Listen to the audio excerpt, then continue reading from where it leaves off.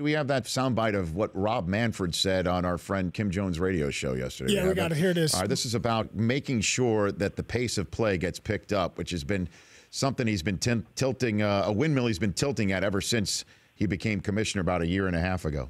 The problem with relief pitchers is that they're so good. I got nothing against relief pitchers, but they do two things to the game. The pitching changes themselves slow the game down, and our relief pitchers have become so dominant at the back end that they actually rob action out of the end of the game, the last few innings of the game. So relief pitchers is a topic that is under active consideration.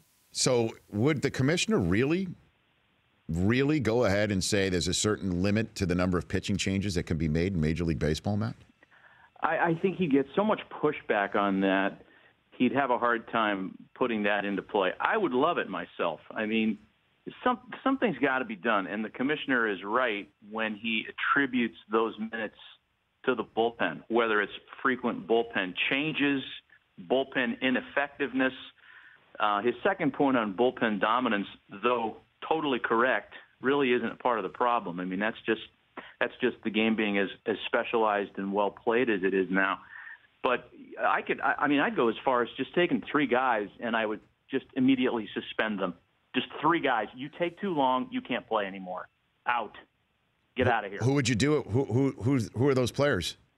Who would they be? Joaquin Benoit he's a walking, breathing Sominex tablet when he gets out there. I mean, he's brutal. Pedro Baez of the Dodgers, brutal.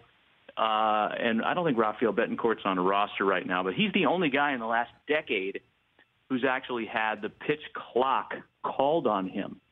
And it was done in 2007 before there was this kind of, re-emphasis on expeditious relief work.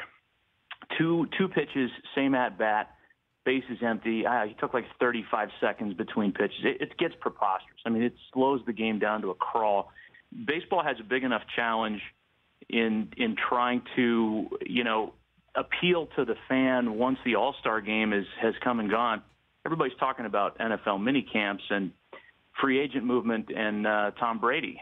And here we are with these 3.5-hour games that slow down to a crawl after the sixth inning. And I think the commissioner's right on it. Something's got to be done, and I hope he can convince the owners and the players' union more appropriately that that's the right way to go. But, I mean, a pitch clock like the one that he's talking about, similar to, I guess, the play clock in the NFL, where it's on a wall, everyone's seeing it. I mean, how would that work? I know that they're trying to tinker with the idea of that, but wouldn't somebody on first base, second base know that a pitch is going to have to be made to home plate at some point and just take off and steal a base? Wouldn't that happen? That's a great counter argument to it. They've put the clocks up in a lot of ballparks. There are a handful of them that have the clocks up and running just to see what it would feel like.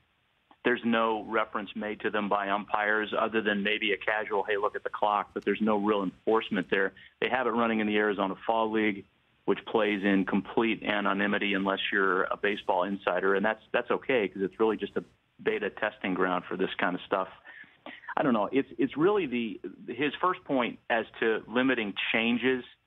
That's the one that I kind of like the best, more so than the clock, because this, Tony La Russa game that was started in the late '80s with those Oakland teams. Gene Nelson for the right-hander, Rick Honeycutt for the left-hander, and then Eckersley for a 3-out save. It's great. It won him a World Series, but that's led us to this kind of weird rabbit hole that we're in now with all kinds of changes in all kinds of situations. I don't need three pitchers combining in the eighth in a 5-run game. And it happens. It happens more often than it should. I agree with you. Maybe there, like I said, that you limit it to 2 pitching changes per half inning. That's it.